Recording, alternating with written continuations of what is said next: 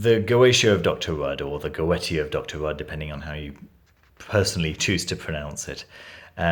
Stephen Skinner has called Joseph Peterson's version of the Lemegeton the definitive version. However, he put this out a little bit later, and amongst practitioners, of which I am not one, but amongst practitioners, it's understood that this is by far the safest version of the Lemegeton, since it includes 72 angels which bind the 72 demons of the traditional Lemegeton. So let's have a quick look at the book itself. The book is Golden Horde, and I've already reviewed the Magician's Tables and told you what I thought of the production there. It's not a beautiful book, but it is a useful book. So I was saying that the on the video about the tables, that this doesn't feel like cloth at all. It feels like paper, like textured paper. It is actually cloth. It just doesn't feel particularly nice or soft. There's this golden stamp on the book itself.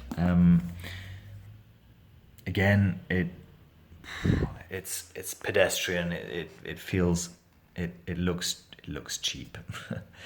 It looks cheap. However, again, I'm sure that it's sturdy.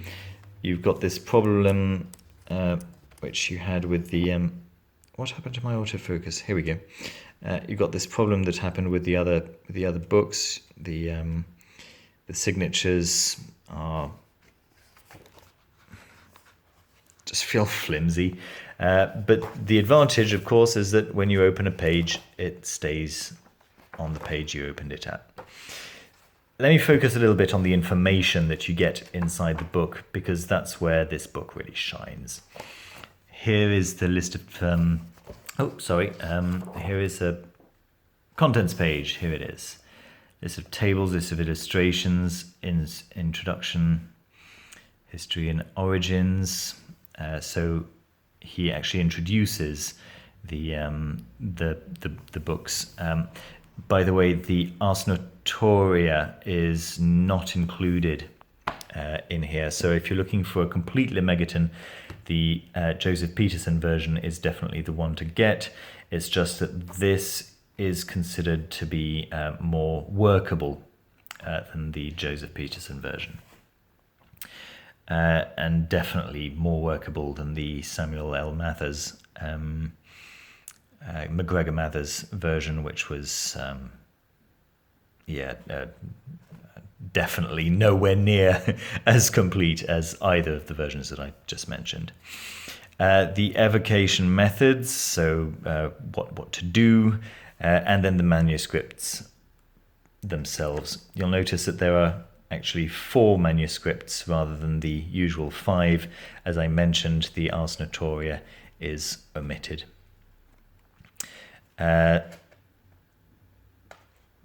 It is said that the best way to work through the Lemegeton is backwards, which does actually make sense, since with most other grimoires, the beginning of the grimoire is all about getting right with aerial spirits and God, before then using those as protection and guidance for what to do when one encounters demons. I work backwards. Well, the art Almadel is actually a very light celestial working that works with 4 choirs of angels. And then the further you go towards the beginning, the deeper and darker the workings become, until at last you reach the 72 spirits of the Goetia or the Goetia, which are the 72 demons. And as I was mentioning, this book, this particular version of the Lemegeton, attributes one of the 72 angels, or of the Shem HaMephoresh. In other words, the 72-fold name of God.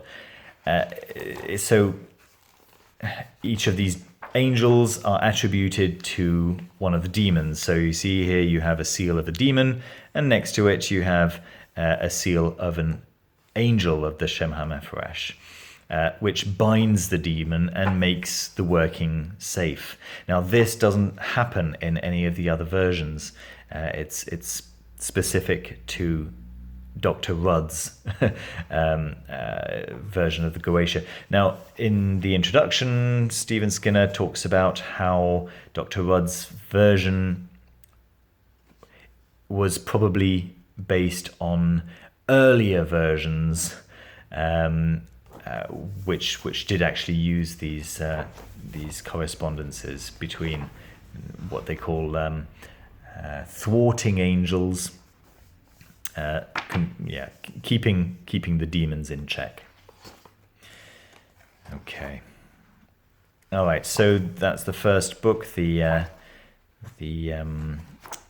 Goetia, or the Goetia. Then you have the Theurgia Goetia, followed by quite a lot there.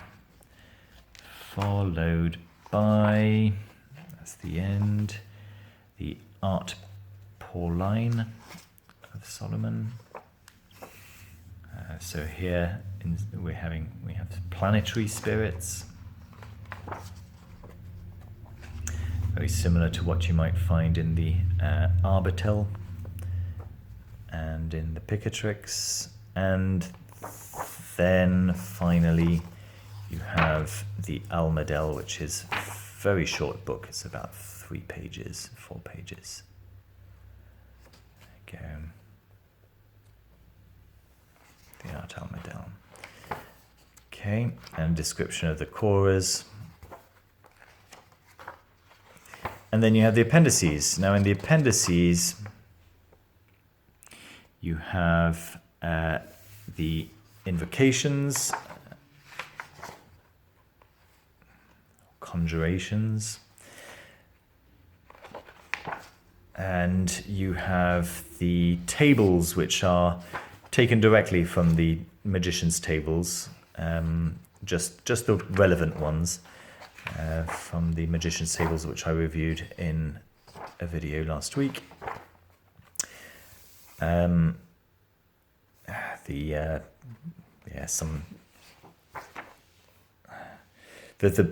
magic circle, which is Partenochian, as you can see. Yeah, cutting it down the middle wouldn't have been my choice, especially since it's actually cutting some of the symbols there. Yeah.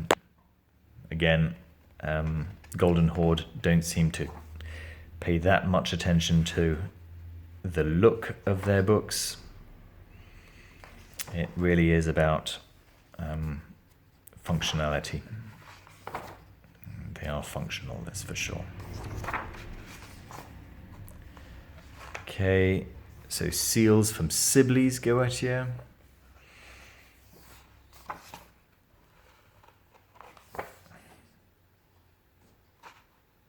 Okay. And yeah, and more notes. There is an index. It's not complete, but it's way more useful than the index in the tables and the magician's tables. For example, I was looking for Aniel and found Aniel no problems, but then I was looking for Menekel, and although Menekel does actually appear in many places in the book, there is no entry for Menekel, so it's just not complete, but better, certainly better than nothing. There's a picture of Dr. Skinner, and and David Rankine, whose write-up is I guess a little bit shorter. And there you have it. And then on the back, just as usual, the available volumes from the source works of ceremonial magic, which are available for purchase. There we go. The Goetia or Goetia of Dr. Rudd. I hope you liked the video. Don't forget to give us a thumbs up, subscribe, and I'll see you very soon. Bye.